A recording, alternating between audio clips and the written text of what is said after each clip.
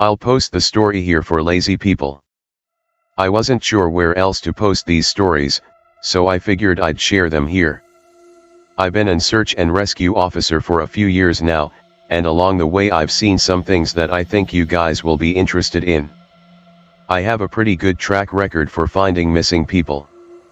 Most of the time they just wander off the path, or slip down a small cliff, and they can't find their way back. The majority of them have heard the old "stay where you are" thing, and they don't wander far. But I've had 2 cases where that didn't happen. Both bother me a lot, and I use them as motivation to search even harder on the missing persons cases I get called on. The first was a little boy who was out berry picking with his parents. He and his sister were together, and both of them went missing around the same time. Their parents lost sight of them for a few seconds, and in that time both the kids apparently wandered off. When their parents couldn't find them, they called us, and we came out to search the area. We found the daughter pretty quickly, and when we asked where her brother was, she told us that he'd been taken away by the bear man. She said he gave her berries and told her to stay quiet, that he wanted to play with her brother for a while. The last she saw of her brother, he was riding on the shoulders of the bear man and seemed calm. Of course, our first thought was abduction, but we never found a trace of another human being in that area. The little girl was also insistent that he wasn't a normal man, but that he was tall and covered in hair, like a bear, and that he had a weird face. We searched that area for weeks. It was one of the longest calls I've ever been on, but we never found a single trace of that kid. The other was a young woman who was out hiking with her mom and grandpa. According to the mother, her daughter had climbed up a tree to get a better view of the forest, and she'd never come back down. They waited at the base of the tree for hours, calling her name, before they called for help. Again, we searched everywhere, and we never found a trace of her.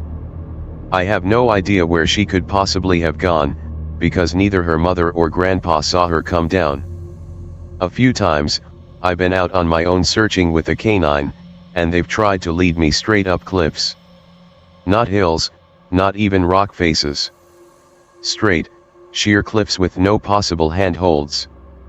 It's always baffling, and in those cases we usually find the person on the other side of the cliff, or miles away from where the canine has led us. I'm sure there's an explanation, but it's sort of strange. One particularly sad case involved the recovery of a body.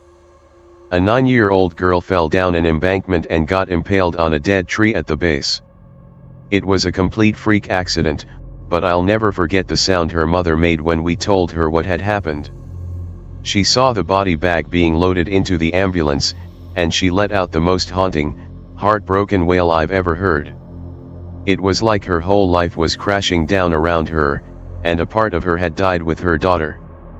I heard from another search and rescue officer that she killed herself a few weeks after it happened. She couldn't live with the loss of her daughter.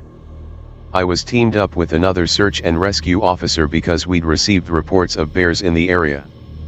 We were looking for a guy who hadn't come home from a climbing trip when he was supposed to, and we ended up having to do some serious climbing to get to where we figured he'd be. We found him trapped in a small crevasse with a broken leg. It was not pleasant. He'd been there for almost 2 days, and his leg was very obviously infected. We were able to get him into a chopper, and I heard from one of the EMTs that the guy was absolutely inconsolable. He kept talking about how he'd been doing fine, and when he'd gotten to the top, a man had been there. He said the guy had no climbing equipment, and he was wearing a parka and ski pants. He walked up to the guy, and when the guy turned around, he said he had no face. It was just blank. He freaked out, and ended up trying to get off the mountain too fast, which is why he'd fallen. He said he could hear the guy all night, climbing down the mountain and letting out these horrible muffled screams. That story bothered the hell out of me. I'm glad I wasn't there to hear it. One of the scariest things I've ever had happen to me involved the search for a young woman who'd gotten separated from her hiking group. We were out until late at night, because the dogs had picked up her scent. When we found her, she was curled up under a large rotted log. She was missing her shoes and pack, and she was clearly in shock. She didn't have any injuries, and we were able to get her to walk with us back to base ops. Along the way, she kept looking behind us and asking us why that big man with black eyes was following us. We couldn't see anyone, so we just wrote it off as some weird symptom of shock. But the closer we got to base, the more agitated this woman got. She kept asking me to tell him to stop making faces at her. At one point she stopped and turned around and started yelling into the forest, saying that she wanted him to leave her alone. She wasn't going to go with him, she said, and she wouldn't give us to him. We finally got her to keep moving, but we started hearing these weird noises coming from all around us. It was almost like coughing, but more rhythmic and deeper. It was almost insect-like. I don't really know how else to describe it. When we were within sight of base ops, the woman turns to me, and her eyes are about as wide as I can imagine a human could open them. She touches my shoulder and he says to tell you to speed up. He doesn't like looking at the scar on your neck. I have a very small scar on the base of my neck, but it's mostly hidden under my collar, and I have no idea how this woman saw it. Right after she says it, I hear that weird coughing right in my ear, and I just about jumped out of my skin. I hustled her to ops, trying not to show how freaked out I was, but I have to say I was really happy when we left the area that night. This is the last one I'll tell, and it's probably the weirdest story I have. Now, I don't know if this is true in every search and rescue unit, but in mine, it's sort of an unspoken, regular thing we run into. You can try asking about it with other search and rescue officers, but even if they know what you're talking about, they probably won't say anything about it. We've been told not to talk about it by our superiors, and at this point we've all gotten so used to it that it doesn't even seem weird anymore. On just about every case where we're really far into the wilderness, I'm talking 30 or 40 miles, at some point we'll find a staircase in the middle of the woods. It's almost like if you took the stairs in your house, cut them out, and put them in the forest. I asked about it the first time I saw some, and the other officer just told me not to worry about it, that it was normal. Everyone I asked said the same thing. I wanted to go check them out, but I was told, very emphatically, that I should never go near any of them. I just sort of ignore them now when I run into them because it happens so frequently. Heard rumors about them, but that's all. You reminded me of the scariest thing that's happened to me so far. I guess maybe I've tried so long to forget about it that it just didn't come to mind right away. As someone who spends literally all of their time in the woods, you don't ever want to let yourself get scared of being alone, or out in the middle of nowhere. That's why when you have experiences like this, you tend to just forget about them and move on. This is, to date, the only thing that's ever made me really seriously consider if this job is the right one for me. I don't really like talking about it much, but I'll do the best I can to remember it all. As I recall, this took place right at the end of spring. It was a typical lost child call. A 4-year-old girl had wandered away from her family's campsite, and had been missing for about 2 hours. Her parents were completely despondent, and told us what most parents do: "My kid would never wander away, she's so good about staying close, she's never done anything like this before." We assure the parents that we'll do everything we can to find her, and we spread out in a standard search formation. I was partnered with one of my good buddies, and we were sort of casually holding conversation while we hiked. I know it sounds callous, but you do sort of become desensitized when you've done this long enough. It becomes the norm, and I think to a certain extent you have to learn to desensitize yourself in order to work this job. We search for a good 2 hours, going well beyond where we think she'd be, and we come out of a small valley when something makes us both stop in unison. We freeze and look at each other, and there's almost a sensation like a plane depressurizing. My ears pop, and I have this odd sensation of having dropped about 10 feet. I start to ask my buddy if he felt that, but before I can, we hear the loudest sound I've ever heard in my life. It's almost like a freight train passing directly by us, but it's coming from every direction at once, including above and below us. He screams something to me, but I can't hear him over this deafening roar. Understandably freaked out, we look all around us, trying to find the source of the sound, but neither of us sees anything. Of course, my first thought is a landslide, but we're not near any cliffs, and even if we were, it would have hit us by now. The sound goes on, and we're trying to yell to each other, but even standing close together we can't hear anything but this sound. Then, as suddenly as it starts, it stops, like someone threw a switch and cut it off. We stand there for a second, perfectly still, and slowly the normal sounds of the woods come back. He asks me what the fuck just happened, but I just kind of shrug, and we stand there looking at each other for a minute. We're about halfway back when my buddy stops and shines his light to the right of us, into a really thick deadfall, or group of dead trees.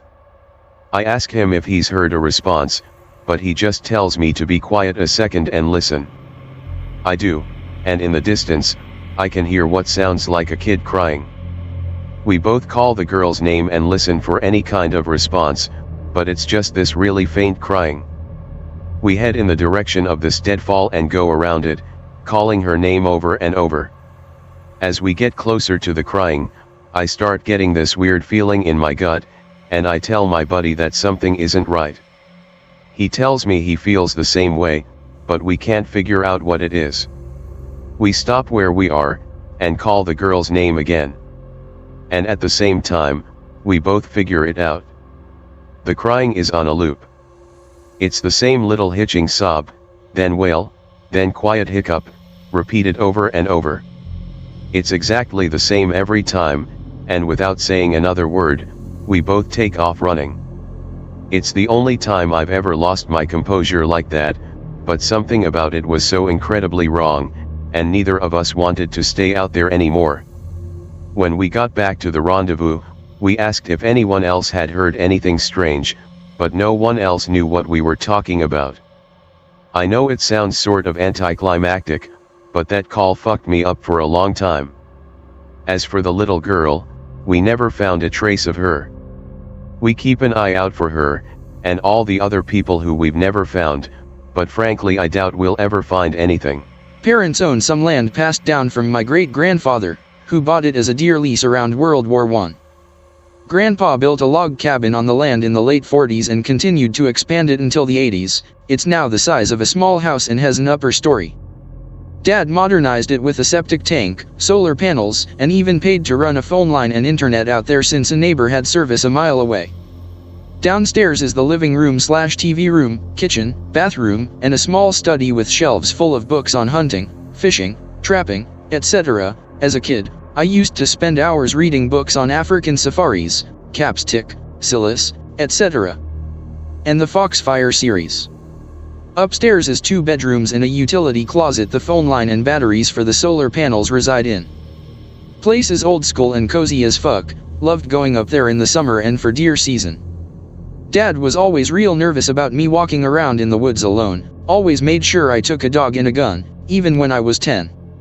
Told me to come back to the cabin immediately if I saw or heard anything weird.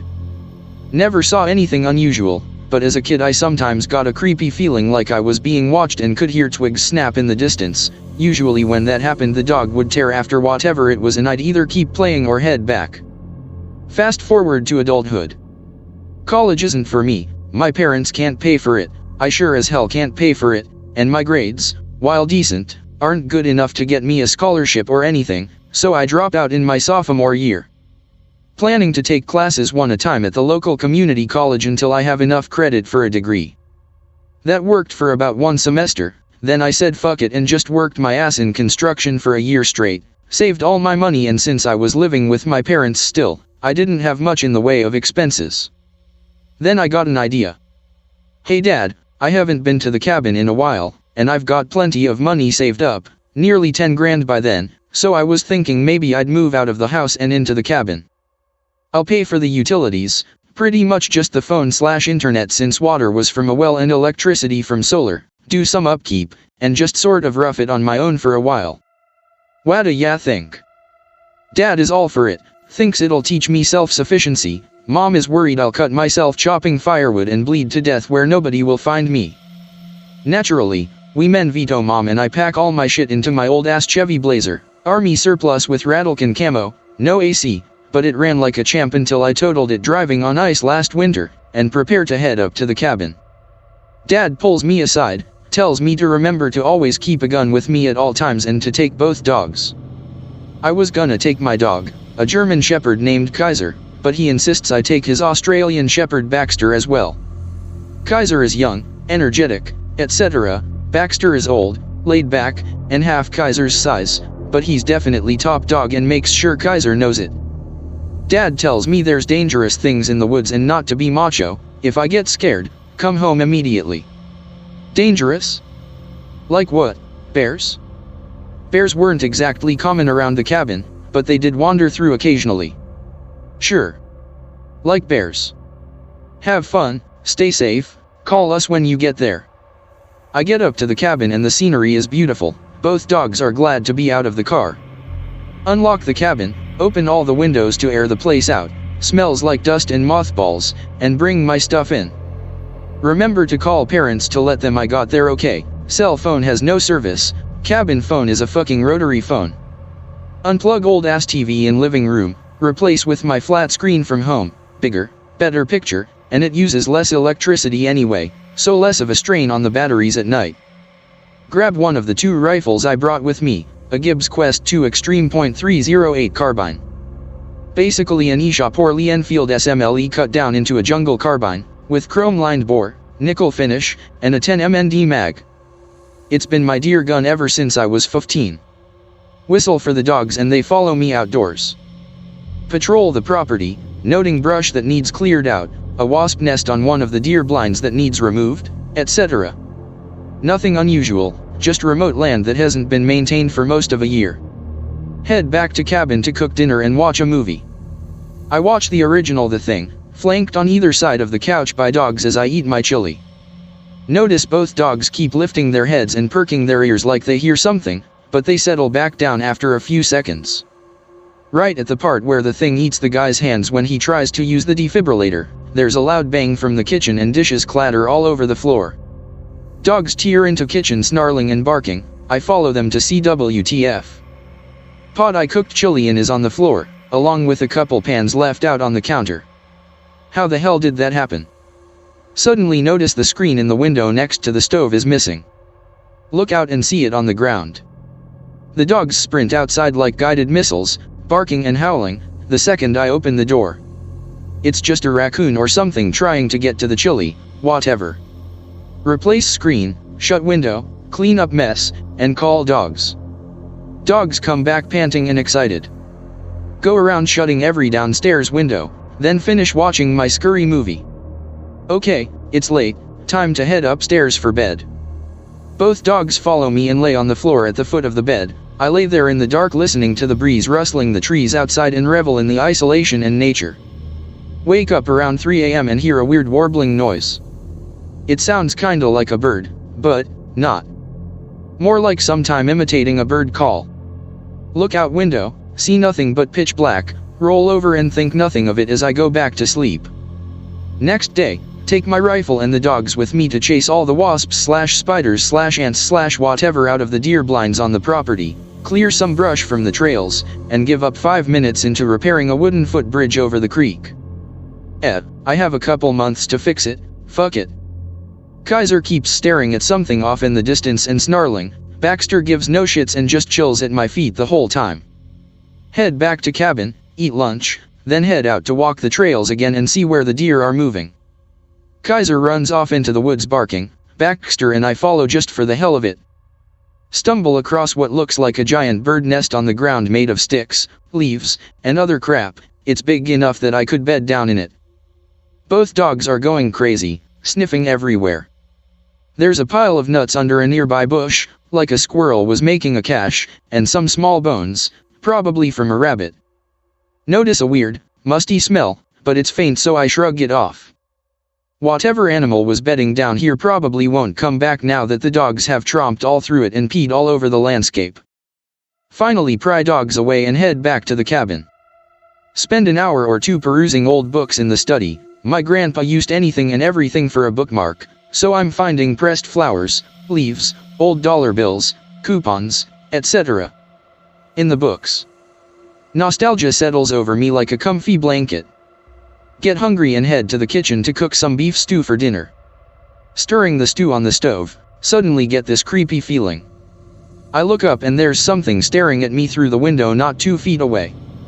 I literally yell oh shit and drop my spoon as I backpedal away from the window. Whatever or whoever it is, it's huge. Shaggy, reddish brown hair, deep-set black eyes under a caveman forehead, head's kind of conical, flat, broad nose. I can't tell what the hell it is, it looks kinda like a gorilla. Both dogs come to investigate the disturbance and catch sight/smell of the thing and go ballistic, barking and snarling. Whatever it is, this does not make it happy and it slams a fist against the side of the cabin, knocking a frying pan off the wall. This does not calm the dogs down in the least. I move into the living room to grab my rifle, trying to keep my eye on the thing the entire time. Just as I reach the gun, it stands up. It was at eye level with me looking through the window, so it took me by surprise when it stood up even taller, at least 7, maybe 8 feet. I run back to the window and it's walking away into the trees. Turn on the outside light and open the door. Both dogs take off after it and it hauls ass into the trees, screeching like a banshee. I fire a shot in the air to discourage it further, then call the dogs. They won't come back. Barking and screeching fade into the distance. I keep calling the dogs. They don't come back for an hour, and when they do they're covered in mud and briars. Get the dogs inside and clean them up, top off rifle, and sit there trying to figure out what the fuck just happened. Either it's a prank and that's some guy in a gorilla costume, or a deformed bear came back to try to steal my food again. Between the dogs and the gunshot, it's not coming back. Right? Eat my stew and clean up immediately so the smell doesn't attract the thing again. Double check that the downstairs is locked up tight and the outside lights are on, basically just porch lights, one outside the kitchen/back door and one outside the front door. Head upstairs and take rifle with me. Dogs stay glued to me the entire time. Ain't no fucking way I'm staying downstairs where that thing can watch me through the windows. Finally fall asleep as I rationalize that whatever it was, it's gone now. Wake up, no idea what time it is, and there's that warbling, chirping noise again. Whack. The hell? Whack. Look out the window, don't see anything. Whack. Something is hitting the side of the cabin. Both dogs are whining/growling. Shine my flashlight out the window, don't see anything. Turn the light off and wait about 30 seconds. Whack. This time I saw it, a rock bounced off the side of the cabin right below my window. Some motherfucker is in the tree line throwing rocks at my cabin. Hey. This is my property. I've got a gun. Get the fuck out of here before I call the sheriff. Silence for a long minute. Whack. This time the rock hits the window frame a foot from my head. Okay, motherfucker, you wanna play games? I stick my rifle out the window and fire off a shot in the general direction of where the rocks are coming back. I hear that weird bird call noise again and something big goes tearing through the brush. Nope, fuck this. Shut all the upstairs windows, toss my rifle on the bed, and put on my pistol belt. It's time for the heavy artillery. Grab my imbal from the closet, slap in a 20 MD mag, and chamber around. Put on headlamp, grab both dogs, and head out the back door into the woods.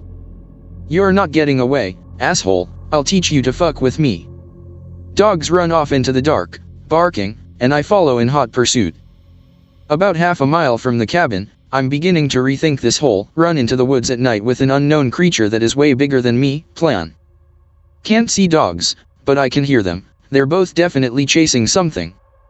Hear the loud screech from before. Run to catch up with the dogs, trip on a rock and face plant, but adrenaline makes me get right back up and keep going without really noticing the fall. Suddenly hear a dog yelp in pain, can't tell which one. Run even faster, shouting for the dogs. Suddenly see something looming on the trail ahead of me. It's Baxter. He's limping and coming back. His left hip is bleeding, looks like somebody hit him with a rock. Now I'm pissed. Keep heading down the trail to catch up with Kaiser. Baxter limps along beside me. Loud screeching and Kaiser barking seems to indicate he may have whatever it is cornered or treed. I'm almost there when something whizzes through the air and almost hits me. That came from a different direction than the screeching and barking. Oh fuck, there's two of them. I fire a shot in the general direction of where the rock came from and call for Kaiser. Baxter won't leave my side now. A big stick flies through the air and lands at my feet. I can't see where it came from with just my headlamp. Fire another shot and decide fuck this, I'm heading back to the cabin. Keep firing shots occasionally to keep whatever is throwing things at me at bay. Can hear it crashing through the brush off to my left as it follows me down the trail. Kaiser is still barking and won't come when called. Nearly back to the cabin when I hear Kaiser yelp. Call his name for the umpteenth time, hear something crashing through the brush and aim my rifle at the noise. Kaiser appears at Mach 2 and runs right past me and keeps going. Thanks, asshole, just leave me for dead. I fire another shot down the trail to discourage pursuit, then haul ass back to the cabin, Baxter right on my heels. Kaiser is waiting for me, whining and scratching at the door to be let in. This is a big dog, one that's taken on and killed a coyote that got in our yard one time. What the hell has him so scared? We all three pile into the cabin, I reload my rifle, and check the dogs. Baxter has a nasty bruise where the rock hit him, but only a little bit of bleeding. Kaiser appears unharmed, but something scared the shit out of him. I run upstairs, barricade the door behind me, and open the window so I can shoot at anything approaching from that side of the house. Shit, I should call my dad or the sheriff, but the phone's downstairs, fuck that. I hear rustling in the tree line and more of that warbling noise, but nothing comes out where I can see it and no more rocks are thrown at my cabin. I finally relax and start to feel safe around dawn. With no sleep and the adrenaline wearing off, I hang my gun belt on the corner of the bed, lean both rifles against the wall, and go to sleep. Wake up around noon, make a sandwich for lunch, and think about my situation. Whatever they are, escaped circus gorillas, Bigfoot, mutant bears, whatever, there's at least two of them and they're both big. They're also not particularly friendly, but I also get the impression they're a lot less of a threat than they could be if they wanted to. I think they're more harassing me in revenge for scaring them off with dogs and gunshots when one of them tried to reach through the window and steal my food. I decide to set a trap. Empty an old, musty bag of deer corn on the ground, spread it around and leave a pile of it right where I can aim perfectly from the bedroom window. Then I pour a can of soup onto the pile as additional bait and head back inside. Hopefully they take the bait and I can shoot one and bring it back as proof / to find out what the hell they are. Keep my gun belt on and Fallon arms reach all day, just in case they come back in the daylight. Watch movies all day, looking out the window to check the bait pile every few minutes. Both dogs are nervous, but don't seem to have anything actively setting them off. They stick to me like Velcro all day. Night arrives and I go around double checking all the downstairs doors and windows are locked. I set up in the bedroom window with a perfect view of the bait pile and wait in ambush. An hour or so into my vigil, and I notice the outside light is getting dim. No, what? Why? Suddenly, I realize that I had all the lights in the cabin on all of last night, all day, and today, and it was cloudy and overcast so the solar panels weren't charging the battery very well with all the lights and the TV running. Damn it. I go to the utility closet between the bedrooms to check the batteries, and they're almost dead. Even if I shut off all the lights except the two outside lights, they won't last long. Well, that's what generators are for. The noise may scare the critters away, it might not. I head downstairs, shutting off lights as I go, and brace myself. The generator is on the front porch, in a little enclosure so nobody steals it. I have to go outside to start it. I open the door and shoo the dogs outside. They seem to indicate that there isn't anything around for the moment. Set my rifle down, unlock generator enclosure, flip all the right switches, and yank the pull cord. Other than when I first got to the cabin and ran it to make sure it worked, it hasn't been started in months, so it takes 6 tries before it starts up. Grab rifle, call dogs, and head back inside. I go into the kitchen and flip the switch that switches from solar/battery power to generator power. The inside lights are all turned off, but the outside lights are still on and suddenly go from very dim to full power. The kitchen window is dark, something is blocking the light. One of the things is hunched over and peering through the window, trying to see inside. I stifle a shout, aim my rifle right at its face, and fire 5 or 6 rounds as fast as I can pull the trigger. I must have jerked the trigger, because the window exploded in a spray of glass and the thing howled like I hit it, but instead of dying from a gunshot wound to the face it turned and ran off into the woods. I run to the window and look outside, but see nothing. More warbling and what sounds very like a person moaning in pain and sobbing is coming from the tree line. Nope. I'm done. Fuck this, I'm out. Seriously, I'm not doing this anymore. Run out the front door with both dogs, lock the cabin behind me, jump in the Blazer, and haul ass into town where I can get some cell reception. Immediately call my dad and tell him everything. He says he's coming out to meet me and to stay put. 2 hours later, my dad pulls up to the truck stop I've been waiting at, has me repeat the story to him again, and then follows me out to the cabin. The generator is still running and the outside lights are on. We clear the cabin and there are no intruders. Then we send the dogs outside. They mill around outside the kitchen window and near the bait pile, but don't seem to think anything is around. Dad finds some blood under the window and follows a trail of it to the tree line. He's smarter than me and doesn't go into the woods in the dark. We clean up the broken glass and board up the window. Dad swaps his shotgun for my Gibbs rifle that I left upstairs, and we discuss what the hell was going on. He mentions that he's seen them twice. Once he saw a small one as a kid. He was running around playing like I did, and he came across it drinking at the creek. It hooted like a monkey and ran off. He wasn't sure if it was his imagination or if he really saw it, but either way it wasn't much bigger than he was at the time and had run away, so it didn't seem dangerous. He changed his mind years later when he was an adult. He was in a tree blind waiting for a deer and a full-grown one stepped out of the trees and started eating his deer corn. He was debating shooting it and proving the existence of Bigfoot when it noticed him and walked over to the tree. Then it reached up and nearly touched his foot. This thing was tall. Dad panicked and threw a full can of beer at it, missing. It reached for him again, chattering like a bird or a monkey, and he grabbed a second beer out of his mini cooler and this time he beamed it on the head. It howled and ran off into the trees where he couldn't see it, then started throwing rocks and sticks at him. He fired a shot to scare it off, climbed down from the blind, and ran back to the cabin. He'd never seen it again since, but knowing it was out there always freaked him out, which is why he always had me take a dog and a gun with me as a kid. He never told anyone what he'd seen because he didn't want them to think he was crazy or make fun of him for being drunk and seeing things. Well, now 2 of us had seen the damn things. They didn't come back all that night, and we headed into town to get a replacement window when morning came. We made sure the cabin was secure, put all my stuff in the Blazer, and drove home. We didn't go back until deer season. There was no sign the things had tried breaking into the cabin since we left. Haven't seen or heard them since, never tried to follow the blood trail in the daylight, so I have no idea how seriously I wounded it. Thing was about 7 or 8 feet tall, wide, and muscular, like a gorilla, but it stood upright like a person. Head was conical, bullet-shaped. It had deep-set black eyes with a heavy brow, like a stereotypical caveman or gorilla, flat, broad nose, mouth stuck out like an ape's or a black person's. I never saw its teeth, and it had small jug ears that stuck out the side of its head.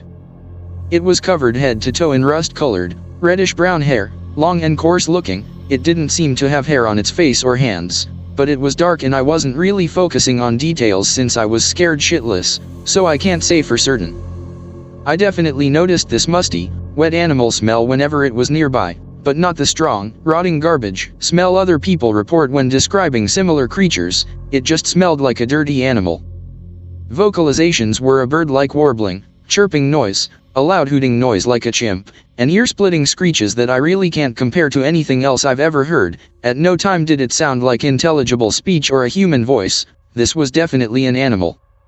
There were definitely 2. Since Kaiser had one cornered and another was throwing things at me, but I never saw more than one at a time and don't know if I saw the same one every time or if it was a different one at different times. The only signs of intelligence/tool usage were when they threw rocks and sticks at me/the cabin. I assume they're also what made the nest of sticks and leaves on the ground, but can't say for certain. They seemed attracted to my chili and beef stew, but didn't take the soup and deer corn bait I put out for them, maybe because I wasn't cooking and spreading the smell of food, or maybe because they didn't want the bait.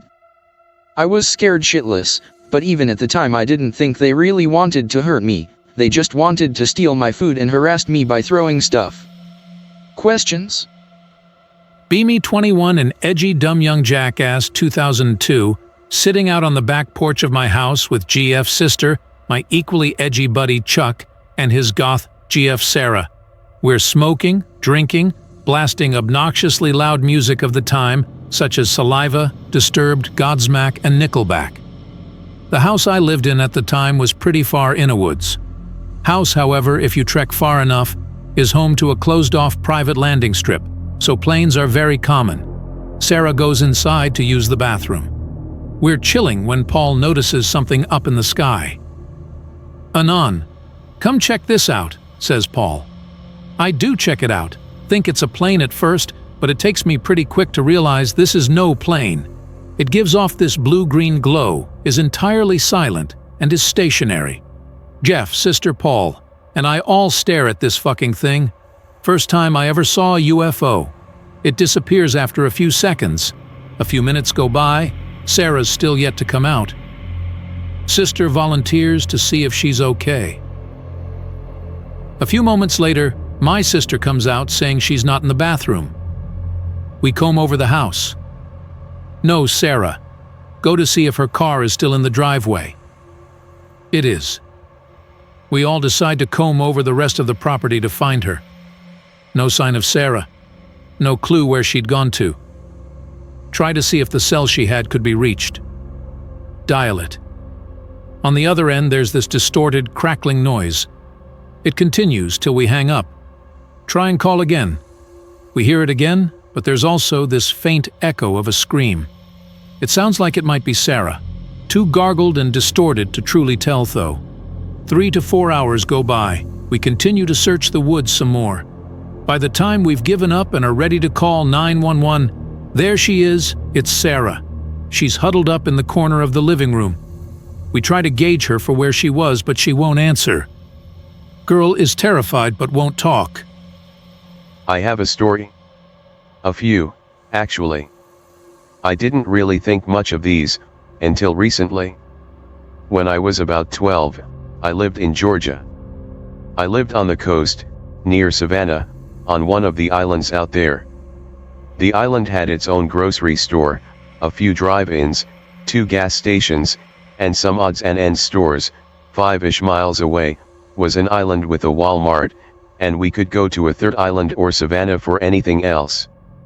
Most of the island, though, was marshland and woods, in addition to housing developments.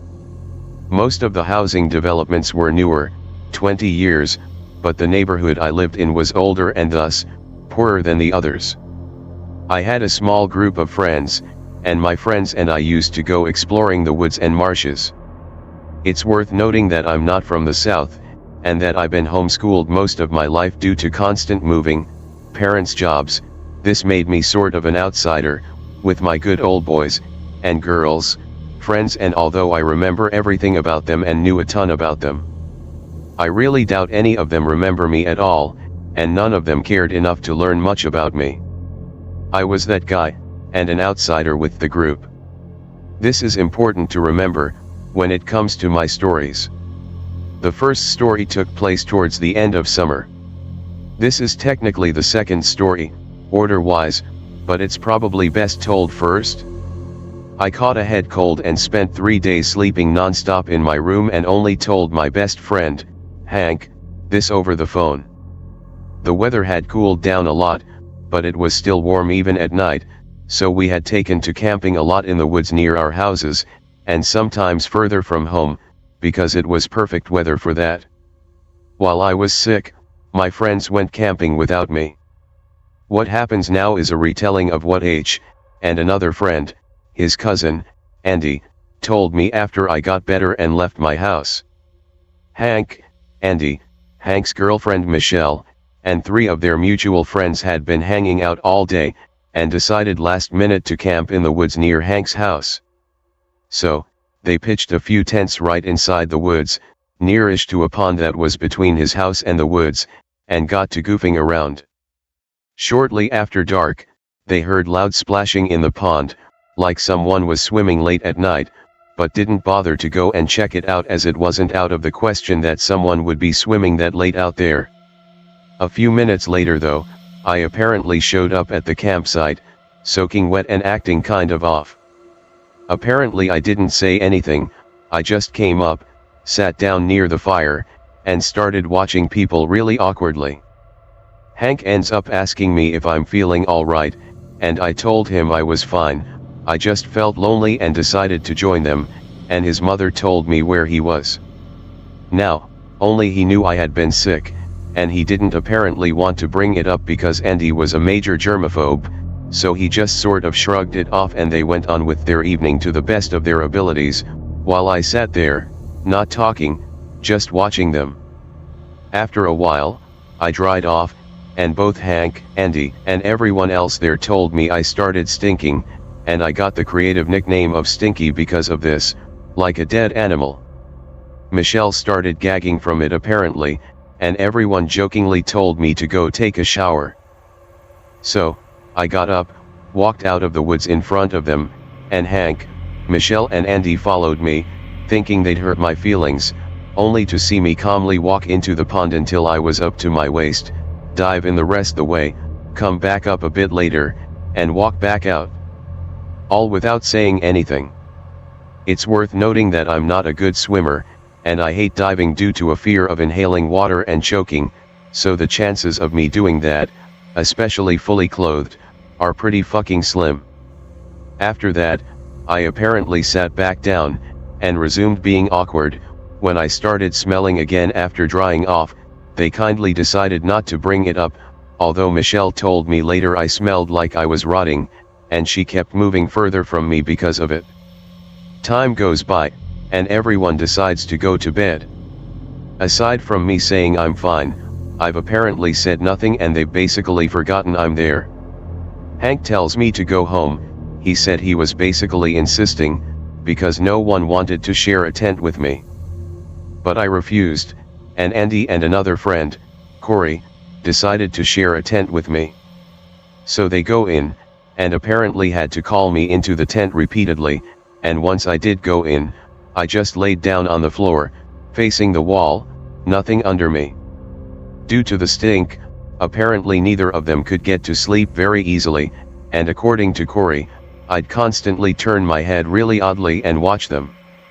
This went on until about 5 a.m., when I suddenly got up, standing as high as I could in the tent, walked out, and that was it.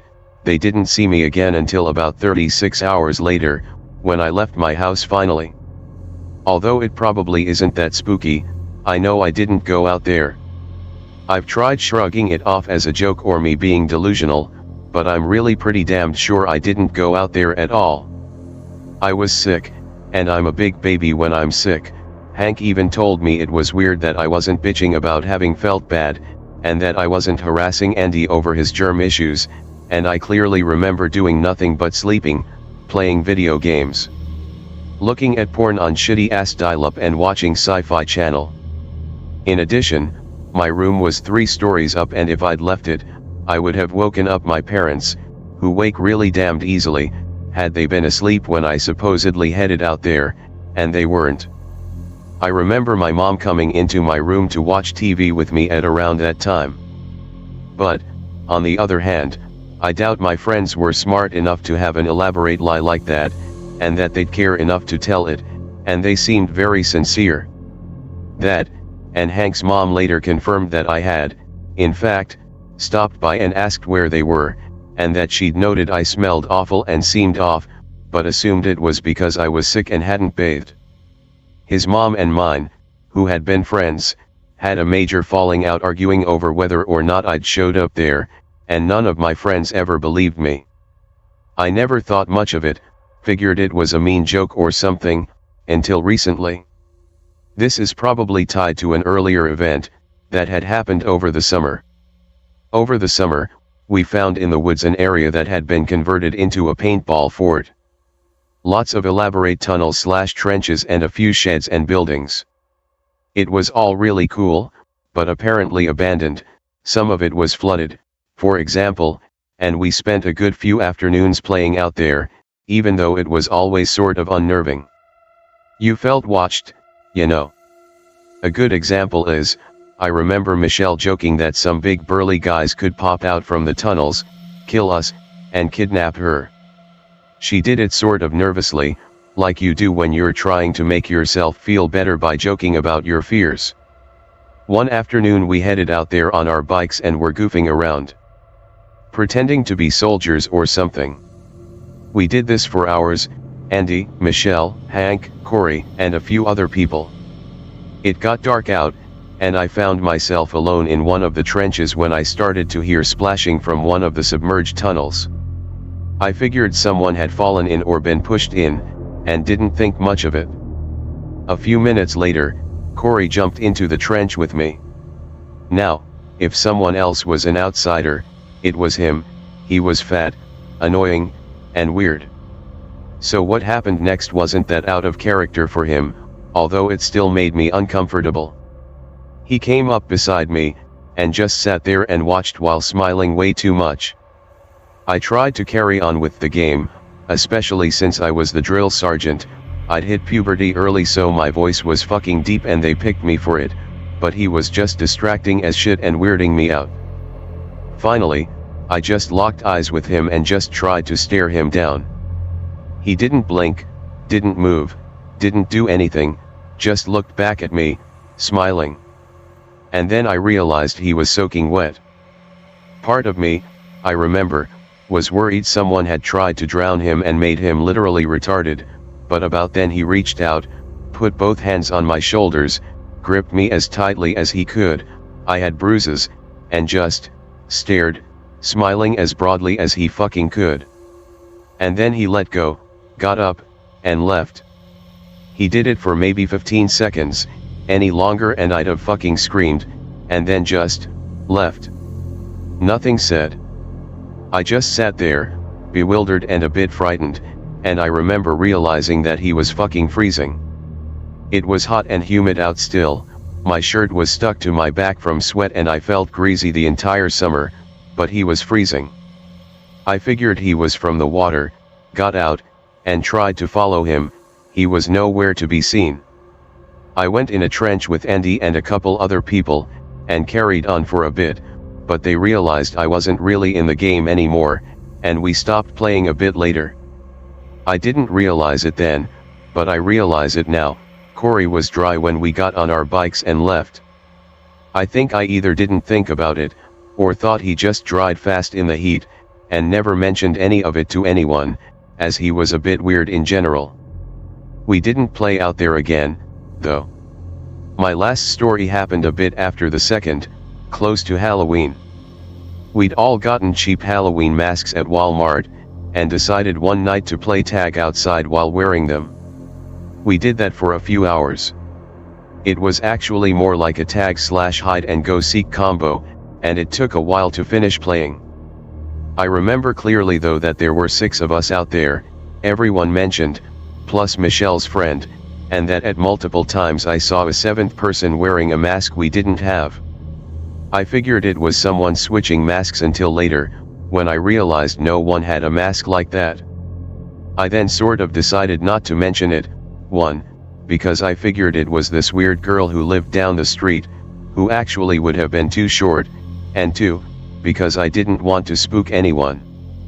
Nothing really scary happened, we'd just be running and I'd see them running the opposite direction and go hiding, or something like that. It was just weird. Actually, stuff where we'd come up with one extra happened occasionally, but no one ever really thought anything more than we miscounted. 13 at the time. Innawoods fishing with my dad sitting on the side of the river fire going catching catfish like pros.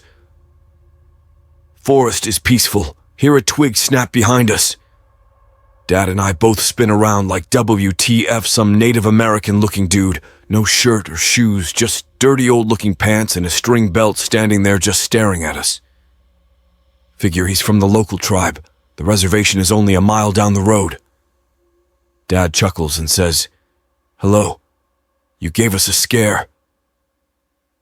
Indian doesn't say anything, just continues to stare at us. Dad asks if he's all right if he needs help. Indian just sits down next to the fire and keeps looking at us. Dad keeps his hand on his pistol while we continue to fish. Watching him out of the corner of his eye, about a half hour passes and the Indian hasn't moved or made a sound. Even though my dad and I keep trying to talk to him. That blank stare. Dad tosses him a fish. Indian finally moves so sudden it made us both jump. He picks up the fish, says something I didn't understand. Looks up at the sky, looks back at us, turns and walks back into the forest. My dad and I both exchange a WTF look and just go back to fishing. Felt like I was being watched the rest of the night. At dawn, we pack up and start walking back to the truck. See the man standing 30 feet off the trail watching us. Tell Dad he says he knows, just keep walking. 3 more appear out of fucking nowhere up ahead, still 30 feet off the trail, feathers and shit. Looking like they're straight out of a movie. Silently watching us, start to really freak out. See 2 more on the other side of the trail, and for some reason it made me really calm. Dad doesn't say a word, just keeps walking. Get to the truck. Load everything up and look back at the forest. 10 Indians standing there at the edge of the forest watching us leave. Dad and I both start to cry, overwhelmed with sadness as we're leaving. Get a couple miles down the road and feel normal again. Never return and never speak of it again. Scary Innawoods has always been, and will always be, /K/ as fuck. Know you be me be 17 or so, going fishing with my dad in a swampy, marshy area down the river up at dawn, to paddle down in our old canoe. Dad brings a point. 2-2 Winchester lever action, just in case. Get there around 8 o'clock or so. Water's only a foot or so deep in some places. Lots of reeds everywhere. At times it gets so dense and the river gets so narrow that you can touch the reeds from the middle of the river. Dad and I are floating in this shaded area that fish love, with big willows on both sides of the river. I get a bite, feels like a big one. After about 2 seconds of tension on the line, it goes limp, watt reel in the line, expecting a broken line or a fish dead from a heart attack. Instead, I get a lure hook that's spit clean in half. What? Fuck. I show it to Dad. He thinks it might be a snapping turtle or something. I'm not so sure. Fast forward, Iki. Caught a couple of hours. We don't catch much of anything. This is weird because this is normally a primo fishing spot.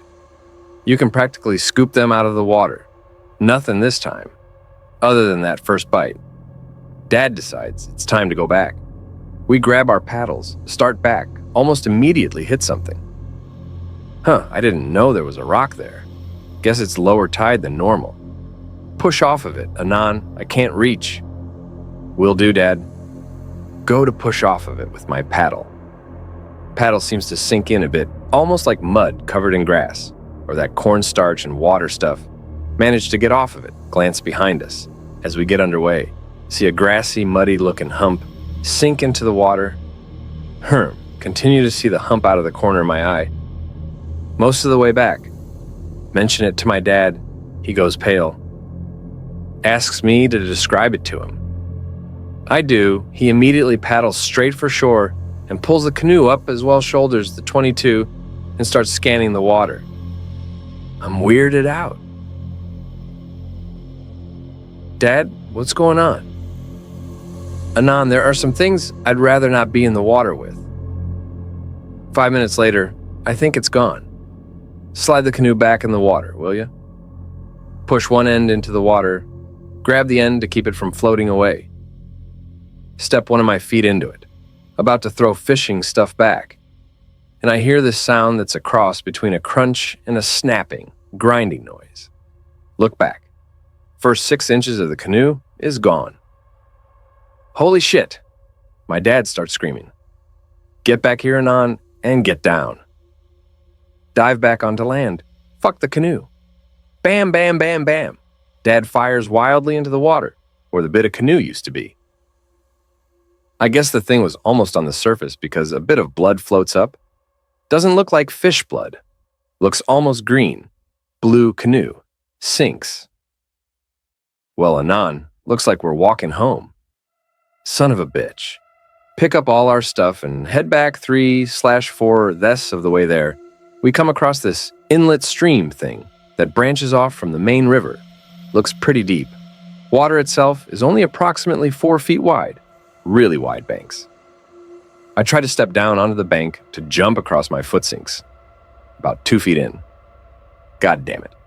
Managed to pull both my foot and shoe out. Looks like we're wading, then find a piece of bank that isn't soft as fuck start wading across. Hump at 3 o'clock. I yell out to my dad. We both start to double time. Dad starts firing at it, keeps hitting it. But no visible effect, it just speeds up. I manage to get out, throw our shit on the ground, pull my dad up behind me. We scramble up off the bank and Dad keeps firing at the hump. Suddenly, it moves forward and up the bank. Dad runs out of ammo. It gets just a little bit out of the water. Looks like a hippo in a ghillie suit. Then it opens its mouth. Fucking row after row of sharp-ass teeth, like a shark longer legs. Looks almost like croc legs. It roars, /hisses, /screeches at us, and then sinks back into the water. We made it back home without incident, but we were both shitting our pants. We never went fishing there again, incidentally.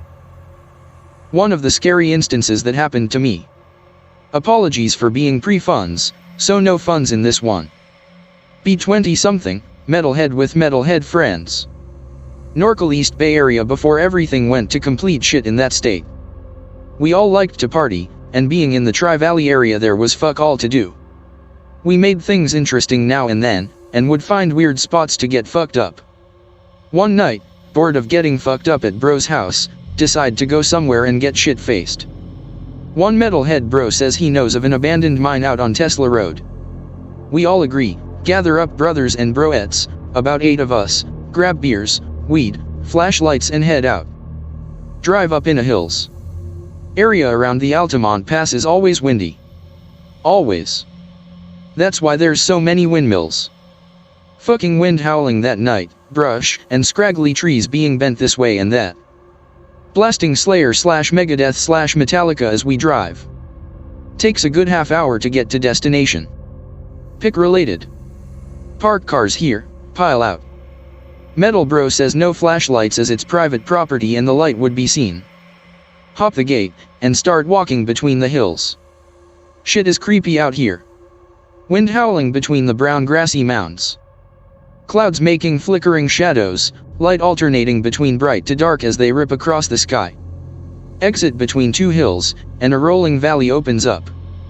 Way off in the distance is the only man-made light from a distant building. Walk along a dirt path that rounds to the right. About half a mile of walking. WTF metal bro, you didn't say we'd have to walk this fucking far. Lazy_asses.jpg. Distinct feeling of isolation and can literally feel the distance between where we're at and where the cars are parked. Fuck hope nothing happens. As we round a bend, a pit opens up down the path with old mine trailings piled up. Face of a large hill is scarred from early 1900s mining operations. Old abandoned equipment stands alone in the pit where the trailing are. Metal bro says nope, entrance we need is up the face a bit. Walk up a narrow path above the pit. When we get up to the top of the trail, metal bro points. That's our entrance. WTF.png. Tiny opening we have to crawl through to get inside the mine. Everyone including bitches crawling in. I follow. Flashlights on, big cave with tons of graffiti inside, empty beers everywhere. Towards the back, 2 paths lead out of the main chamber. One to the left and one to the right. Right side is a vertical descent straight down, old wooden ladder with broken rungs. Left side is another large opening, with a narrow trail around the circumference. Middle is filled with debris that slopes down into a pit on one side, like an antlion pit. Proceed to get shit-faced. Beers drank, weed smoked. Maybe 45 minutes pass. Having good time, hear noise. Not from entrance. From deeper inside the cave. Fuck, what was that? Everyone looking at each other nervously. Silence descends. Mood goes from party central to stone cold sober. Hear another noise. Two brave, or stupid, brothers decide they're going to go look. Okay, have fun with that. Can't go down ladder, no fucking way to, would be suicide for sure. They go the left path. Watch as the two idiots walk the narrow path around the antlion pit. Their flashlights disappear. As they reach the far side and continue on into another part of the mine. Rest of us silent, looking at each other. Moaning noise, not even remotely human. It came from the vertical shaft, almost positive. Cave with previously still air suddenly has movement, can feel a very slight, very cold breeze. Can hear brothers coming back, fast. More noises heard, not just the noise of bros' shoes as they're coming back, but other noises. Like something moving, following after them. Oh fuck this shit. Mov. Brothers say get the fuck out. Cramming through tiny opening to get back outside. Wind screaming, clouds covering most of the sky, hardly any light. All of us are out, we're running back down the road. Look behind, something shadowy emerges from the mine entrance. Jesus_fuck.html. We're all running as fast as we can. The lights in the building way in the distance are off now. Car can be seen on the road where the building is, headed towards us, moving slowly but with purpose. We round the hill, hop the gate and get in the cars, firing up the engines. Something is there between the hills a ways back from the gate. Holy shit. Drive. Can see soft glow as the headlights from the vehicle that was driving up the path start to illuminate the side of the hill. Dark thing looks like it turns its head towards the direction the vehicle is coming, then darts up the right side of the hill into the darkness. Fucking haul ass out of there. No music on the way back. We're all silent, bitches are shaking and almost in tears. Get back to bro's house. We all just look at each other for a few minutes, then call it a night.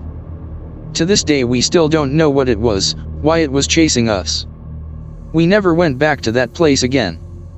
I still think of that night whenever the clouds are tearing across the sky in front of the moon. This one is bizarre. Anon journeys to the Amazon and experiences a fucking weird abduction. It's a fun read if you like aliens and monsters. Okay, a little backstory. I am a reptile enthusiast and until recently I bred, sold, and collected large pythons.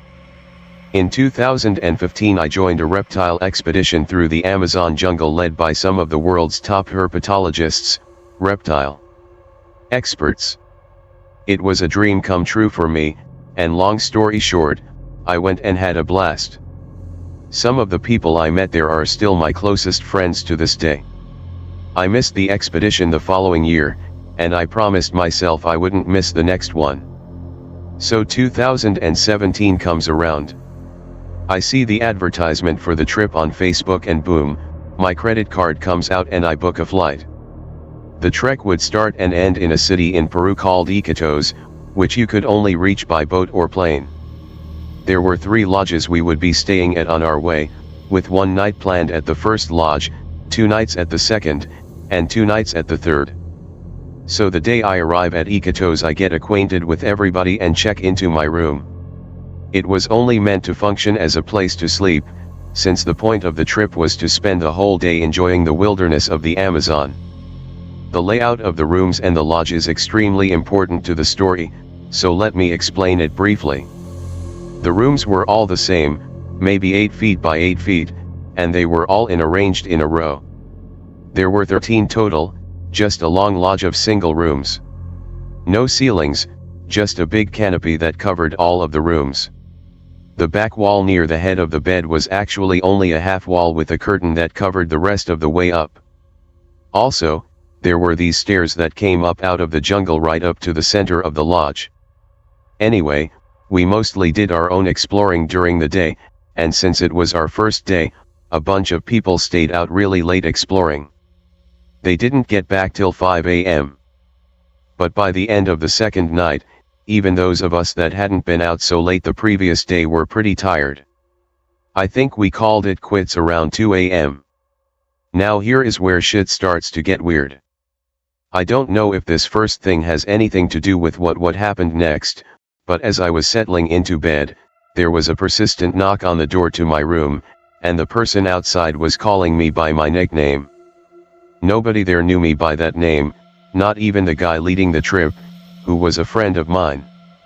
Since it was late and I didn't really want to get out of bed, I pretended to be asleep, ignoring the knocking until it went away. As I'm lying there, I realize that the curtain behind me on the half wall is kind of open. I get up to close it, but take a moment to open it a bit and look out at the jungle outside. As I'm looking, I suddenly get a feeling. I don't know if it was intuition or what, but it was like something telling me, shut up, close the curtain, and get in bed. I don't know where that feeling came from, but I did just that. And within 5 minutes I hear a mechanical beeping nearby. 3 beeps with an echo. Beep, beep, beep, beep, beep, beep, dot. Right after that, I began to hear grunting. At first I thought it was a really big animal, but as I listened I realized I could make out at least 3, grunting to each other. Then one of them let out a reptilian-sounding hiss. The jungle is completely silent except for the sounds of these creatures. I'm thinking that there is no way anyone would be able to sleep through this. I don't really have a very good reference of time, but after maybe 30 minutes of listening to these things walk around outside, I hear a strange sound. Kinda like an R2-D2 type of sound, like a computer. But I hear that sound and it zooms right over my room, and I see that it's coming from some type of orb. It zooms all the way to the first room at the end of the lodge. I was in the 12th room at the opposite end. So this thing goes over room 1, and I see that it shined a light straight down into the room, like it was signaling that room. At that point the whole lodge began to shake, and I heard something hurrying up the stairs, the ones that lead up from the jungle to the lodge. Whatever it is, it sounds like it jumps over the wall into the room 1. Now I'm freaked out. I start thinking in my head, how is this all going to turn out? I'm imagining the Channel 4 news report of a group of expeditioners going missing in the Amazon. I don't really know how much time passed. Maybe 10 minutes? Then the sound and the orb move over room 2 and I hear the same thing as before. Something jumps into room 2. At this point, I start thinking about my mom, and what she's going to think if I die in the Amazon. I get out my notepad as quietly as I can and I write her a letter saying that something is outside of the rooms, but I am going to stay inside, and that if I end up going missing it's because they came and took me. Shit. Didn't realize how long it was. Sorry. Anyways, this sequence happens maybe 4 or 5 times. When it gets to room 6 this time the thing jumps in the room, and I don't know what caused it but this thing gave a loud shriek. I can only imagine what is going on and what this thing looks like. I am sitting in my room in complete darkness, complete silence, with no defense, scared out of my mind. It's eventually going to get to my room. The orb gets to the room right next to mine and shines its light. I hear the thing jump the wall into the room and after a minute I hear my neighbor in her sleep let out a quick sound. Then, almost as if she were made to feel comfortable or something she sighs, "Oh." And that's all I heard. I know I'm next, and I feel completely helpless against whatever this thing is.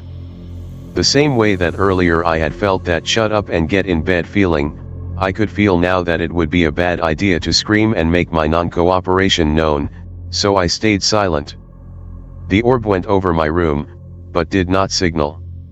It must have seen that I was not asleep and moved past me to the last room. Then suddenly, the guy that prepares our breakfast and stuff for the lodge turns on the generators so he could make breakfast. Right when he does this, I hear the same beeps as I did at the beginning of the experience, and all of the beings are gone. Then, everyone starts to wake up at the same exact time. Last part. Now I'm wondering, when I go outside, are some of the people in the group going to be missing? Dead? Zombified? So I step outside and go into the breakfast room and most everyone is already in there and they're just acting normal. Nobody else even realized anything had happened. I asked them all and every single person said they slept the whole night through. In fact, out of everyone there, not one person got up to drink water. Not one person got up to go to the bathroom. Not one person snored.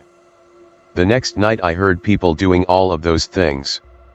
The only thing I can think is that they had some sort of trance put on them to keep them asleep, and I somehow wasn't affected. Only one woman there said she woke up in the middle of the night and felt very dazed. She told me that she looked at their clock and it was 3 a.m., but that it looked like broad daylight through the curtain. Only she agreed that something strange took place. I was late on the other one, so bear with me /k/omrads. Be me 18-year-old social fuck up. Managed to have a few friends. They invite me to a lodge for Christmas holiday. Me and my family don't usually celebrate anything, we just sit in different rooms and do our stuff. I'm super excited cause a friend of mine is coming and also girls. I'm pathetic, I know. I take my Mosin cause the guy that has the lodge said it's like 5 kilometers from any form of civilization and I wanted to go and play with my funds. Grab also a Nagant cause why not? Pack clothes and the general necessities. Get to the train station. I'm by myself. Nice anon, you are getting here early. A few minutes pass and I start seeing the gang coming. Please entries exchange.exe. It's basically me, my friend, light interest in /k/stuff but still better than nothing, lodge bro, his girlfriend, his cousin, and 3 other chicks from our school I only knew from sight and just assumed that they are Stacy Tier. LODGE bro's cousin though was a bit too /k/ if you'd ask me. The dude had these leather boots, they had wear on them but oddly very well maintained and pristine, almost chinning, some OD trousers, an OD trench coat that looked dope as fuck. He also had the school ruck with the OD painted German helmet. Nazi/Pole/AK detected. He doesn't talk too much, his face is covered by some cloth and a wool cap. We get in the train and we start to know each other. LODGE bro said his dad left some funds at the lodge but doesn't know exactly what he has. His GF is super nice, a bit liberal but not to the Cali cancer America has. One of the girls, let's call her Anna, has a major boner for funds and WW2 history. Another chick, Stacy because she was one, just seemed to me like a liberal feminist with daddy issues. The last chick though, let's call her Gabby cause it's short, was more of a bookworm. She didn't have deep knowledge but knew the bulk of most subjects. So Gabby and my friend get along pretty well since he is a bookworm too, mostly Marx, philosophers, manga, and occasionally some Sven Hassel if I lend him a book. I keep to my Anna since she likes funds and we discuss Cold War era weapons. K/dude just sits there. He decides to remove his face cloth and get off his hat, revealing some pretty Aryan features like blue eyes and a nice clean and shaved face. He doesn't talk and completely ignores the conversation, he just looks outside the window.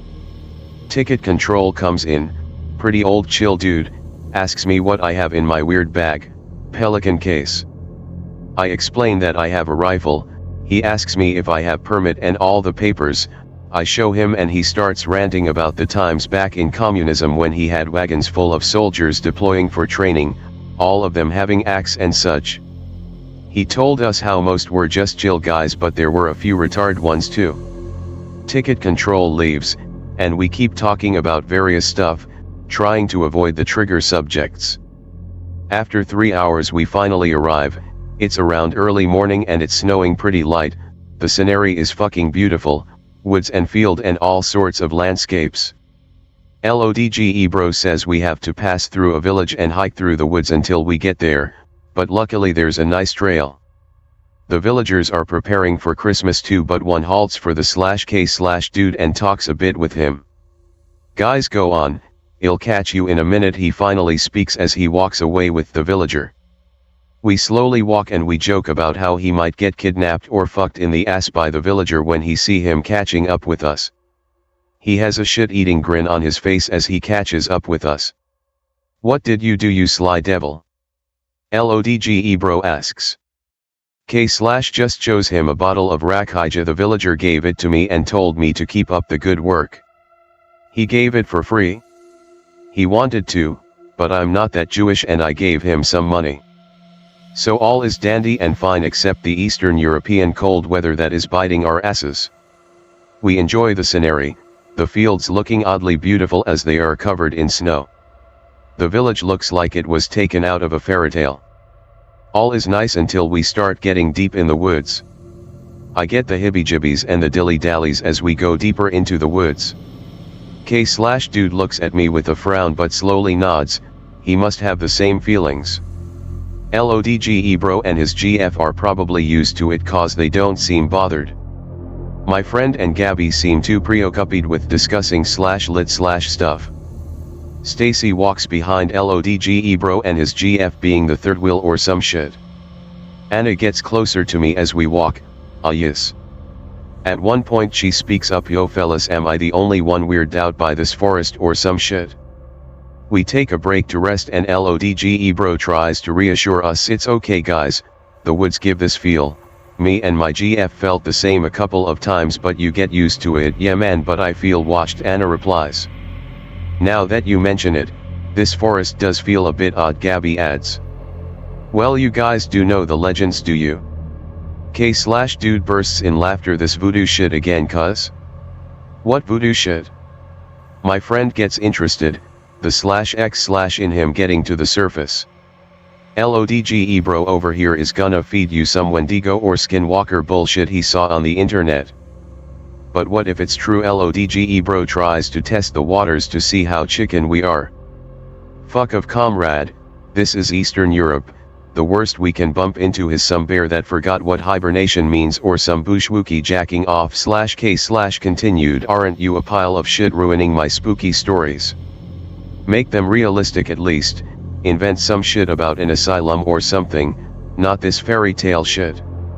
We get back on tracks, a bit more relaxed but still I get the feeling that I'm watched. TheTrailends.jpg. We gotta go off-road guys, LODGE bro says as he starts hiking through frozen foliage. We keep walking until he says something that weirds me out, yo cover your noses for a bit cause there is this part where it fucking stinks of dead animals. What? I ask. I don't know what this shit is caused by but every time I come here there is the smell that seems to come from dead animals. K/dude looks unimpressed. I thought it might be another fairy tale like /K/ said, but after a few more meters I get hit by this horrible stench that makes me gag a few times. Everyone is complaining about it and we just try to rush through that zone. Shouldn't we check? K/ asks. Check what? The source of the smell. Be my guest, if you want to satisfy your morbid curiosity. I don't find any point in looking for a decaying carcass. It's snowing here, we shouldn't feel the smell of decay. Man, that's bullshit. Be it as you say. For the rest of the road I chit-chat with Anna but I throw some glances at /K/. JimmySerrarisil.exe. He seems paranoid, constantly looking around but I shrug it off. We finally arrive at the lodge, nothing impressing, it has 2 levels, bottom one is common room, upper one has 2 dormitories and a bathroom.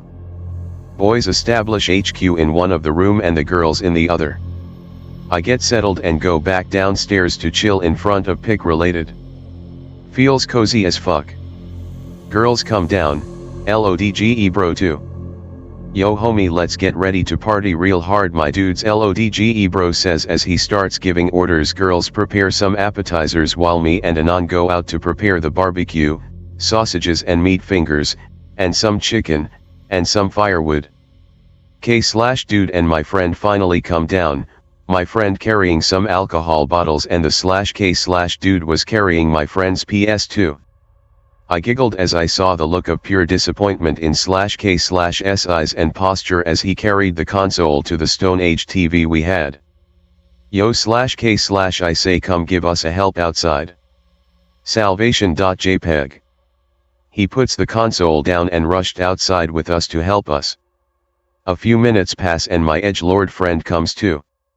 We talk K/ stuff and I found out about LODGE bro's cousin, Max for now, that he was pretty hardcore survival dude and liked guns and hunting. Not bad. Not bad at all. Fast forward till night when LODGE bro and his GF occupy our room, the girls are too tired and go to bed and it's me, Max and my buddy downstairs making amends that we will sleep downstairs. Me and my friend are playing on the PS2 and Max is looking at some SKS and Baikal he found in a closet. All fun and games till LODGE bro comes down pretty pissed. Guys, can you please knock it off? You what, M8? It was fun and silly the first 2 times but now is annoying. What, you fucking porch monkey? Tapping in the fucking window. It's on the 2nd level, M8. We ain't magicians. It wasn't a K/dude says. Then who? Krampus. LODGE bro's GF comes down pale as fuck looking at us. I heard it again. Confusion.exe. The tapping? Yeah. Max looks at me, get your Mosin, as he gets up to go find ammo for the SKS. I get in the room and chills run down my spine. Shit feels odd, not spooky odd, it's beyond spooky. Kinda felt like I knew something is watching but I couldn't see jack shit outside the window, not that I mustered the courage to go and look. I take my Mosin and go down to meet Max and LODGE bro down armed with the SKS and Baikal. My friend is on the couch near the fireplace from pick related above with an axe in his hand and LODGE bro's GF next to him. Max goes full officer and instructs LODGE bro to go upstairs and check on the girls. Me and him get outside. Dear God, it's cold. Like fuck me in the ass motherland cold. We walk around the perimeter of the house but nothing. We get to where the girls had their window. Something isn't right. We wave flashlights around until Max urges me to kill the light and points me at some trees in the distance over the fence. Look. I don't see anything. Something is there. How do you know? Shine your light. I shine my light and indeed I saw it. One of the shadows didn't go well with the rest of the landscape. Bricks.exe. I only caught a glimpse of what seemed to be a black silhouette before it darted into the woods. Max just darted after the enemy, jumping the fence like it was the Polish border in '39. I try to keep up but Max is in better shape than I am. Good 10 meters between us. 20 meters. 30 meters. 40 meters.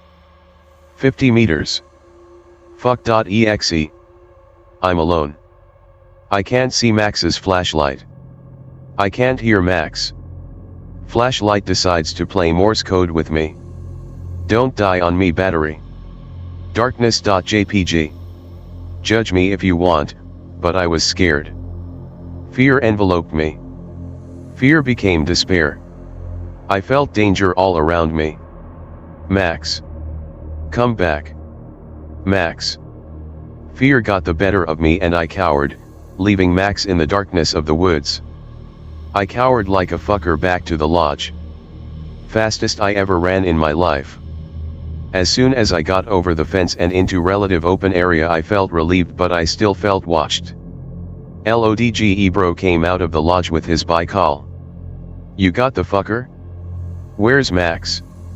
I. Words anon. I lost Max, man, he went after that guy. How do you lose a person, you idiot? Battery died, I'm sorry. You're a moron. He goes to the fence and wants to leap it but decides for some reasons not. He comes back, not turning his back from the woods. There's something there that ain't Max. We both take aim, but a bit to the right we see a light. It's Max running and jumping over the fence. He looks frustrated and tired. Motherfucker, he utters, fucking lost him. LODGE bro is in denial stage for some reasons. I didn't find tracks. It's like he vanished. Go back inside to Russell Chicks and my friend. We explain the situation. Maybe you guys scared him or them off. Anna tries to be more optimistic. Let's go back to sleep, or at least try to. We all agree, but I give her my naggin just in case. LODGE bro and my friend sleep in the room. Max asked me to stay down with him. I'm ashamed and I can't look him in the eyes. Anon, I know you ran. I'm sorry, Max. It's okay, I don't mind, it probably was the better thing to do anyway. Look at me. An ice cold glare meets mine. I don't know who is out there, but they know their shit. I couldn't find tracks, no sign of anything, it's like he vanished. It's creepy, man. Never in my life have I seen such a thing. I don't understand what is happening, but you must notice that the woods are absolute silent. What? It is winter, that I understand, it's minus God knows how much, but not a sound, no wood snapping, no deer, no nothing. Fear pursues mandate.exe. That's weird. We haven't heard or seen an animal yet. Even to this moment we are not alone. And that was the conversation. I was terrified to even ask more. He just sat there, gun aimed at the windows and door. From time to time he got up and walked to the kitchen, and he just listened as he was enveloped in darkness. I passed out at some point, but when I got up, people were chatting around and eating. Max wasn't around them. Where's Max? He went outside to walk, he has to come back, it's been 30 minutes. I get up and grab some bread and a dried sausage and go to check for him. Anna decides to tag along. Man, this is the creepiest Christmas I ever had. I feel you, Anna. I'm kinda worried, quite terrified if I may say. Some fucker playing tricks on us, I lied to her. After my conversation with Max I didn't felt like it was human. Let's hope you guys scared him away so that we can enjoy the rest of our time here. She grabs my hand, cliche I know, but it happens, so deal with it. So we just walk around holding hands through the woods. Sounds retarded. Is retarded. I was thinking with my dick at that time. I see Max in what seemed to be an opening that led to the forest, being quite rare, large spacing between trees, but still enough density to give you a hard time maneuvering. Hi guys. Hi Max, we were looking for you. Doesn't look like it. He points at me holding hands with Anna. Shame.exe. You guys are the only thing that made a sound besides me so far. Even now that it's day? Yeah. Explain this to me, guys. I red pill Anna. She slowly nods, but her facial expression betrays fear. I'd like to return to the lodge now. Understandable, Max says, and we start a silent march back to the lodge, where we just have lunch and we try to unwind. I try to stick with Anna and just detach from this creepy thing, but Max's posture just urges me to get more tense and worried. Fast forward to nighttime. It's me and Max's turn to sleep in the room. LODGE bro and my friend are guard duty. Sweet sleep cycle. Not. Get yanked hard from my sweet sleep by my buddy. Yo guys, wake up, shit's weird, man. Max starts out of sleep and we get back downstairs and he leads us outside where LODGE bro is aiming his bicol. What happened? Just listen, man. We sit there for like a minute or two and hear it, Max. Come back. But it's not human-like, it's like it was growled, or the thing saying it gagged on the words themselves, but it sounded like me. What the actual fuck, I say. Max is confused too. I don't understand this. The thing that creeped me the most is when I heard the voice from the woods where me and Max started for the intruder. Max. Now from where LODGE bro pointed his bicol, though this one was distant. Come back. Blitzkrieg.exe in the lodge. The girls heard it too and they are scared shitless, not that I wasn't. We block the second level's windows with furniture and do the same with first level too.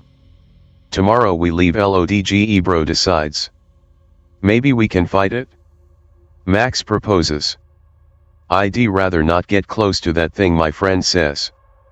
As we all moved HQ downstairs we hear something that froze our blood. Tap. Tap. Tap. Regulated intervals on the closest window to the door. Tap. Tap. Tap. Leave us alone, Stacy yells. Alone we hear the cacophony of what tried to resemble Stacy's words. Us.alone.max.alone. Come back. Mates, you don't even realize how the sound. A cacophony that tried to regurgitate letters to form words and sounds, only sounding like something outworldish. Help, we hear outside. Max. A thud on the door. The girls are crying, we are scared shitless. Come back. Thud. Come. Thud. Dear Lord, Holy Son, and Spirit. Us. Thud and screeching intensifies. Orthodox prayer intensifies. Alone. Thud. Then silence. Deafening silence. Max is the first to grow a pair, grab the SKS and walk to the door. I get up and want to go with him, but something nails me in place. Fear, paranoia, and that feeling you get if you leave the protection of your cover you will die. Max looks at me, looks at the rest. Prayers won't help you, friends. He walks out, closing the door. Silence again. Might have heard Max's footsteps, but I'm not sure. I hear shots being fired, then what I could say it was a blood-curdling scream, not human though. Max comes back in, paler and older than he had left. He looks at us. For the first time I could see fear in his eyes, but he hid it well. We leave tomorrow. Fast forward till morning. Rearrange the furniture back and we inspect that door. It was bent, but it held. Along the lodge we saw scratches. We wanted to book it but not, my blizzard had to pass. So here we are in the main room, not being able to see shit outside cause of the wind and snow. Sit in the main room and wait. 5 minutes and a granola bar later. Nothing. 10 minutes later. Nothing. 15 minutes later. Urge to pee. Body why? I go to the upstairs toilet to get rid of my unwanted surplus of bodily fluids. Elevator music.exe. Get out of bathroom. Tap tap tap. Anu.avi. I look in my former room. Nothing. Tap tap tap. I look at the girl's former room. Catch glimpse of dark looking claw getting away from the window. Chikaibrikaividamki.avi. Slowly close door. Turn and close my former room door. Slav superstar down hestairs.exe. They are here, I mutter. General mobilization.exe. The cacophony show starts again, thuds and scratches. Louder. Louder. Louder. It's a pain to even listen. I feel hope draining out of my body with each thud and each comeback cacophony. Max gets up enough. He looks at us. I refuse to stay here and die like cattle. He is in full battle rattle, and marches to the door. I sack up to grab my Mosin and follow him. Max probably snapped, but fuck me in the ass, he was right. As soon as he grabs the door handle everything stops. He gets out aiming his SKS in the blizzard. Come and fight me, hellspawn, he yells, going into the blizzard. He starts firing. Fuck it, aim at blizzard and see a shadow dashing. Fire. Miss. Fire. Miss. Fire. Hit. The creature screams but darts away. Max comes to my aid. LODGE bro balled up and came out and threw what I can only imagine was a Molotov. I can hear screams from the creatures, I presume, that sounded angry and frustrated, but silence came back. The blizzard was finished by 1 p.m. and we booked it. Fast march to the trail. I was the last because I had a gun. I'm still confused of what I saw. Two human-like silhouettes, They looked gray/black, but no other thing that I could see at that distance. They weren't concealing themselves anymore. I found it weird, but I hoped to the gods they gave up. And thankfully they did. We didn't stop until we got into the station, and we slept there over the night until a train arrived. But even in the station, I kept my Nagant in close reach because I still felt in danger and watched from somewhere. I haven't went to that place. I don't think he'll go. Lodge bro moved out of county with his GF. Don't care about Stacy.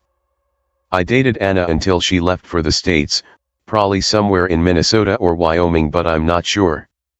My friend went to Japan. I hanged out with Max for a while, but then we drifted apart. He hanged himself for reasons that are unknown to me and Lodge bro, but medics just said it was depression. It happened while I was out on holiday with the parents in Thailand around 2008. My step-grandparents own a house in a village around the smaller mountains outside of Bangkok, that was recently renovated to become elevated from the ground to make way for a lower living space. Under the house, it's completely open to the elements, and here in this small remote village, fences and the like aren't really used except for keeping cattle contained. Even in a place like this, where all the villagers respect their own privacy and property to a certain degree, we get a few crazy people, individuals who like to wander around, not saying a word, wearing torn clothes and walking up to you while you're eating and just stare. Not doing anything, just staring right at you. They'll turn away and slowly wander back out into the pitch black of night. There are no street lamps in this village, except for a single one in the middle of a cross junction a little ways outside. During a certain night, it was incredibly humid and the mosquitoes were buzzing like crazy. While we were sitting down, swatting the blood-drinking bastards and eating dinner, the local wild dog that the grandparents decided to sort of adopt as their own was acting rather aggressive and running in and out of the lights that was affixed under the house. This dog is often quite mellow. Even looking at it, you could say it was a pretty chill dog. It had hair covering its eyes and it was bushier than a handful of mops stuck together. It never barked, but rather made low-pitched growls that ended with an abrupt, sharp inhale of air. After a few minutes, it bolted out into the night in pursuit of something.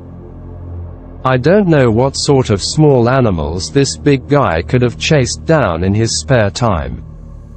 Could have been that stray cat that likes patrolling the small portion of the dirt street outside the house. Whatever it was, 5 minutes later, the dog came back at a rather slow pace, turned and lain down on the edge of the light at the far corner under the house. It looked rather confused rather than tired, gazing out into the darkness for some reason. Usually, it doesn't give a shit about what's out there. Just laying on the ground and snoozing like a fat, old man. But this time, its head was down low, not moving, as if it was scanning for something. I kept my eye on the dog for a few minutes, waiting to see if he'll do anything. But nothing came from it. Just the same shadowy expanse outside of the house. Things transpired just as they always did in the village. Very slow and boring, if you ask me. We all went in to sleep for the night. The parents slept out in what would be considered as a lounge room for these hand-built houses. I was given a small room just big enough for a bed and a mosquito net to be put up. It was quite cozy. As for the grandparents, they prefer to sleep out in the night air under the house. I drifted off to sleep soundly enough, just like any other night. Yet this time was incredibly different. I awoke in the moonless, still air of the house. If you had to ask how dark it was, I could literally not see 5 feet in front of me. Away from the light pollution of the big cities, true natural darkness was deafeningly present. What came next made my skin crawl and my heart leap straight out of my bloody chest. A low curdling cry off in the distance. Slowly, it increased in volume, as if the source were moving closer. I thought nothing of it, believing it to be a cat or dog that yelled a lot. Until the pitch changed. If I could somehow describe the noise it made with references to animals, it was like a person and a cat muffled together, a deep undulating yell mixed with a high-pitched cat scream. It froze me solid. Every 4 or 5 seconds, it started low and quiet, then built into the sudden scream. But what really got to me was that the noise was still getting closer. Not from the door that was safely locked with a bolt, but from the small window behind me, several meters above the ground. I started to hear scratching noises against wood. I felt compelled to rush up, throw the net aside and slam the window doors closed. Yet, I couldn't bring myself to close them. What if it was already there, unknown to my presence unless I moved from my stationary position? Ringing in my ears now, the noise was nearly unbearable to listen to. I closed my eyes as tightly as possible, doing the only thing I could think of, wishing and begging like mad that this fucking thing goes away. There was another noise emanating from down below, a low reverberating growl. The creature cut off mid-call. I don't know what was going on. Suddenly, the doors of my window slammed back and a loud thump came from below. Sounds of frantic footfalls echoed into the distance. Even if silence had returned, I couldn't get a wink of sleep for several hours. Eventually, exhaustion overcame me. Next morning, I felt a pang of interest to investigate outside my window. Being quite devoid of anything substantial, except for a few long streaks of something that had dragged a sharp object down the woodwork leading up to my window along with disturbed clumps of dirt leading out into the rice fields. The cuts in the wood weren't that deep, along with nothing climbable being able to reach that high. Only reasonable explanation is that it either has incredibly sturdy jumping legs, it was small and had the ability to fly, or it was 1.5 meters in height with arms nearly as long. No one seemed to have been too concerned over the entire ordeal. Perhaps they had slept through the entire thing. Though, my step-grandfather had a rather preoccupied look on his face while he was helping prepare breakfast. He was quite tight-lipped about it for the next few nights, until he heard another noise outside. My father is able to speak a fair amount of Thai, so he translated a little as well as consulted my stepmother over it all. He said something about every once in a while, really tall villagers would come down from the mountains to steal rice. They can step through the muddy waters like it was nothing and outpace even the fastest runner. If they come down not within farming season, they'll patrol the outskirts of villages and kidnap children or the old and weak, then later retreat back to their own dwellings and eat them. Some asked what brought this line of thinking on. It could have been a monkey or something, said my step-grandmother.